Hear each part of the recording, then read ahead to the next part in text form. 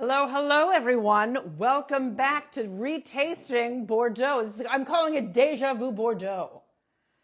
And I don't know if anyone's going to show up for this because it's a holiday weekend and Washington's birthday is tomorrow. And, I've got two people, Nathan and Green Bees. Oh my gosh. Thank you so much for showing up, you guys. I'm so excited to be here. I'm so excited for us to be here. Happy Valentine's Day to everyone who celebrated, or Galentine's Day. I did Galentine's Day because Ryan is in France. He's on business. I actually spoke with him a few hours ago and he told me about his epic lunch. And I was very jealous. But I was not invited on the trip, so I didn't go. So for those of you who are new to me, new to my IG Live tastings, I haven't done one in a while. I am so happy that you're here. My name is Sarah Looper. I am a professional sommelier and a wine educator. I work at Il Buco in New York at the original one on Bond Street. And I've been educating people about wine for 15 years. Oh my God. Actually, I think it's longer than that. I think it's 17 years at this point. Wow. Where's my walker? But it's a lot of fun. Wine is so much fun, and I'm so glad you're here. So we're going to be retasting the Bordeaux, the three remaining wines in the Costco Bordeaux 4-pack that I bought in 2023. These are all vintage 2020. And before we go any further, I want to do just a little bit of housekeeping. You guys know where your bathrooms are. Have a spittoon nearby if you don't want to swallow your wine or don't want to get lit before dinner. Have a glass of water nearby. I do not have any snacks nearby. But if you have snacks, that's great. If you have a question, go to the question mark that's in the dialogue bubble to ask your question. I'm going to try to keep this to 30 minutes max. So you have time to get kids to bed or feed your kids or do your meal planning. We're going to taste these in the same way, the same order that I tasted them a year and a half ago. Let's get started. So we're going to start with the Chateau Subilo. So when I first tasted this, I called this the lumberjack of wines. It was really, really woody. And when things are really woody, I don't typically like them because it's like a lot of extracted wood, like wood extract, like licking a 2x4, which I don't particularly like. So I tasted it the following day and it was better. Black fruited, right back plum, chopped wood, eucalyptus coffee, fruity on the finish. And after a week, it got a little graham crackery, like dipped in coffee. And it had lost a little bit of its power. And let's retaste it. Okay, Chateau Subilo. On the nose. Tomato leaf, green bell pepper. Mushrooms that have gone a little bit too long in your fridge where you can smell that they're starting to go.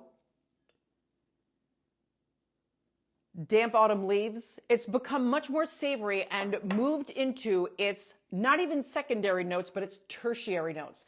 This, I think, after a year and a half of aging, is starting to go. But really, they're only $8 a bottle, so can you really go wrong? The answer is no.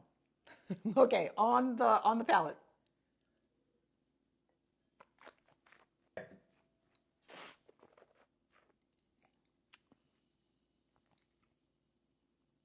That's not bad. Little metallic.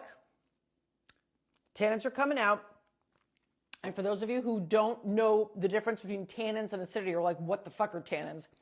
Tannins are proteins that dry out your mouth. So the things that make your mouth feel like it's puckering shut and making your palate feel astringent. Is this good? I'd say it's good. It's somewhere teetering between good and acceptable. But it's really not bad. Wow.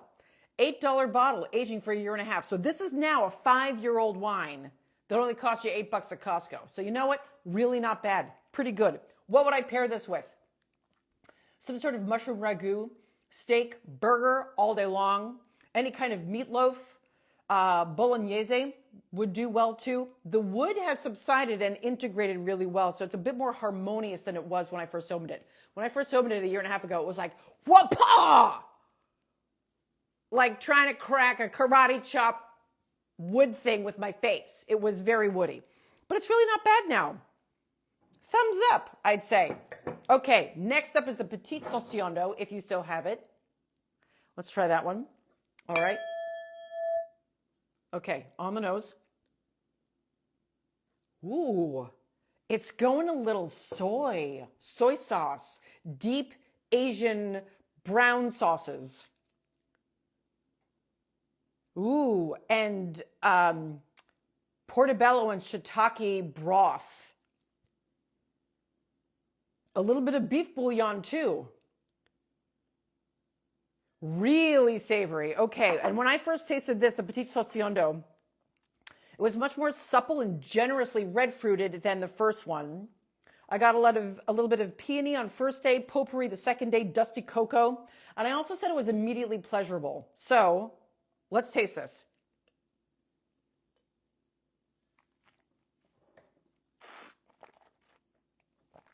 Wow.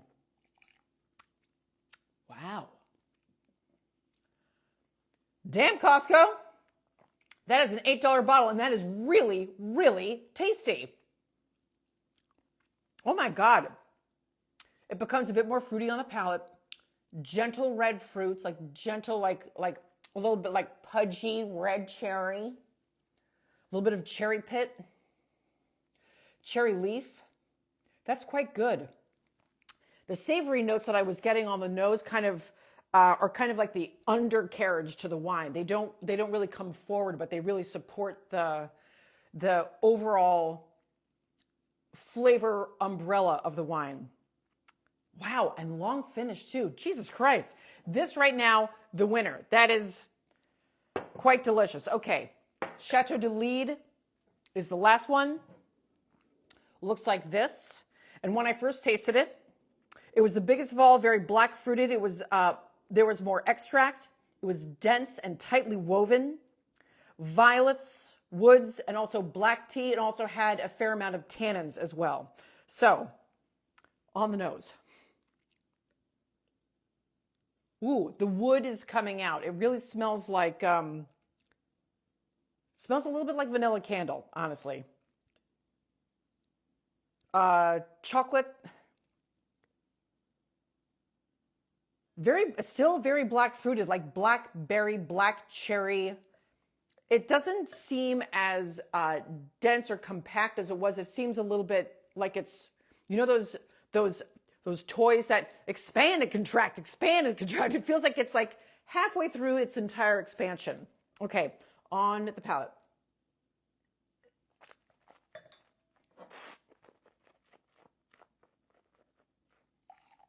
Wow. Wow. If I could put Ralph Macchio as Karate Kid in my mouth, it's like wha-pa, wha-pa, wha-pa with the tannins. They're much more ripe and supple than they were when I first tasted it a year and a half ago. But that is also quite nice. Wow. The black fruits seem a bit more, not as full throttle. There's not as much extract. It seems to be more in harmony.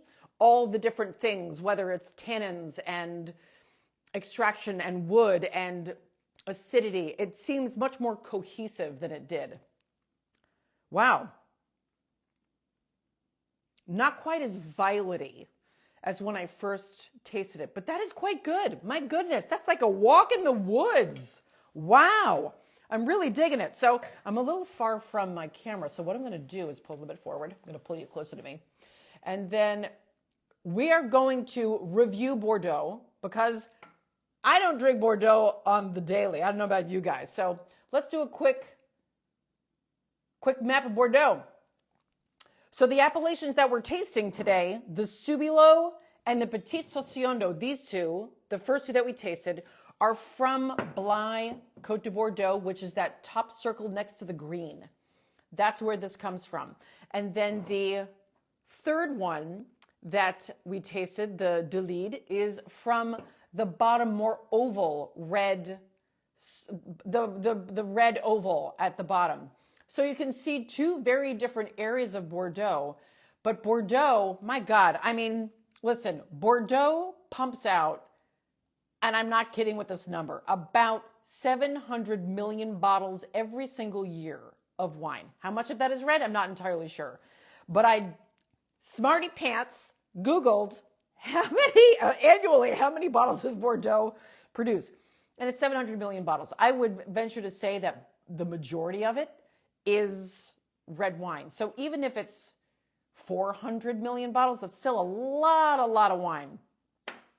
And this actually turned out to be pretty darn delicious. So let me stop sharing. There we go. My goodness, we did that in 10 minutes. Look at us super tasters. So what I'll do is go over to the questions and see if there are any questions. Dommies376, general question about your retesting. What is the storage conditions for them? And in this case, were they open since then? I assume you use some sort of vacuum sealer thing to keep them, or they newly opened. Let me tell you something. I just opened them up about an hour ago. So these four, or these three, I should say, were sitting right behind me. See that one right there? That one is the Costco Bordeaux 4-pack that I bought 5 months ago at Costco. and they're hanging out in my kitchen. And my kitchen, I'm a cheap bitch. So my thermostat is always at 60, I think it's at 66 degrees during the summertime, and then in the wintertime. And then in the summertime, it's like 78 degrees in here. So I don't like to give a lot of my money away to Con Ed, you know what I'm saying? So over the winter, it's a great cellaring temperature, 66 degrees. And that's where, and they stayed on their side to keep the cork damp so that it stayed expanded and didn't allow in any oxygen and shrink.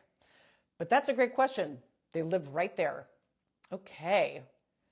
Julie's Playground. With the first wine, you said you opened it last year, where you tasted the same bottle that you opened last year.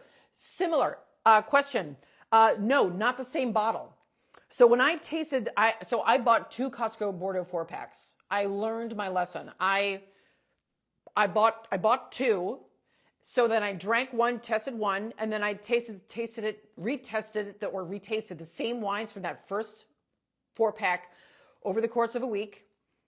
And then the other 4-pack, I just laid it down under my bar.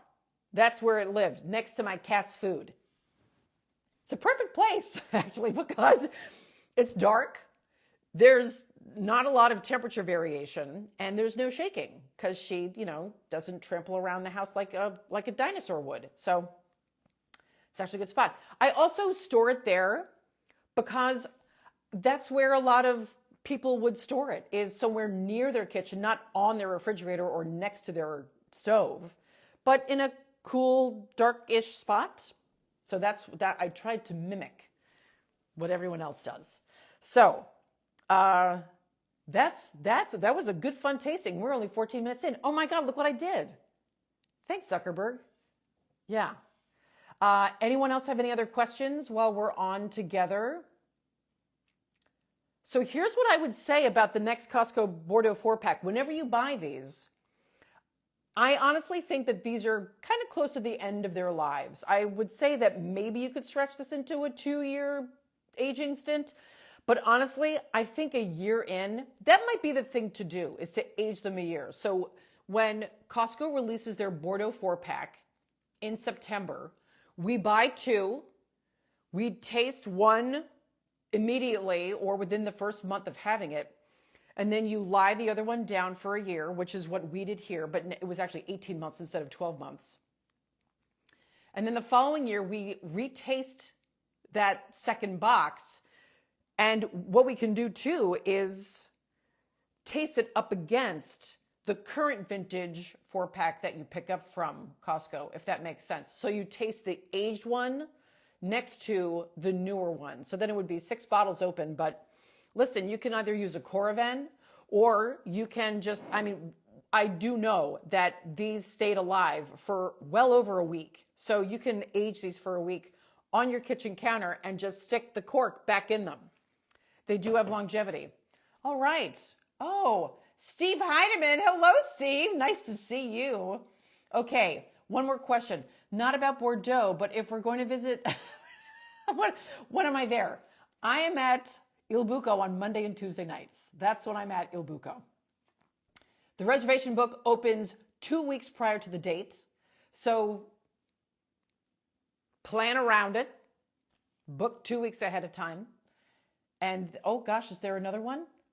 I don't want to lose anybody. Nope. Okay, I got them all. Great. My goodness. Well, thank you so much, everybody. Look at that. We got this one and done. 16 minutes. What's up? We are professionals. I want everyone to have a great day off tomorrow if you have the day off. If you are working like me, we're going to have a great day. Thank you so much for rejoining my Instagram Live. If you have any ideas about what you want to see on my Instagram feed or in my newsletter, please DM me. I mean, this is what this community is about. I want to be able to give you what it is that you are looking for. All right, I'll see everyone soon. Thanks. Bye-bye. How do I end this? Okay, bye.